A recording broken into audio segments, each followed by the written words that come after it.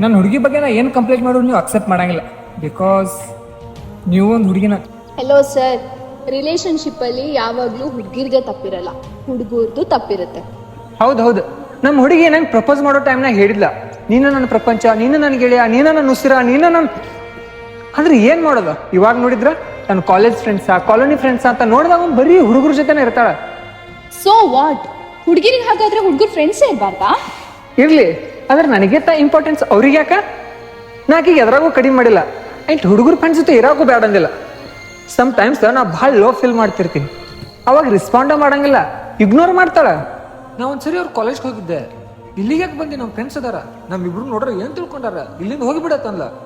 ಅಷ್ಟೊಂದು ನನ್ನಿಂದ ಅಸಹ್ಯ ಅನಿಸಿತಂದ್ರೆ ಅಕ್ಕಿಗೆ ನನ್ನ ಲವರ್ ಯಾಕೆ ಮಾಡ್ಬೇಕಿತ್ತು?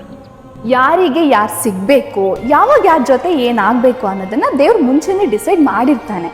ಸೊ ಅವ್ರು ಟೀಚರ್ ಯಾಕೆ ಆಗ್ತೀರಾ? ಮತ್ತೆ ಹೇಳ್ತಾ ಇದ್ದೀನಿ, ಆಗಿದ್ದು ಒಳ್ಳೇದಕ್ಕೆ, ಮುಂದೆ ಆಗೋದು ಒಳ್ಳೇದಕ್ಕೆ. ಸೊ ಮೂವ್ ಆನ್ ಆಗಿ.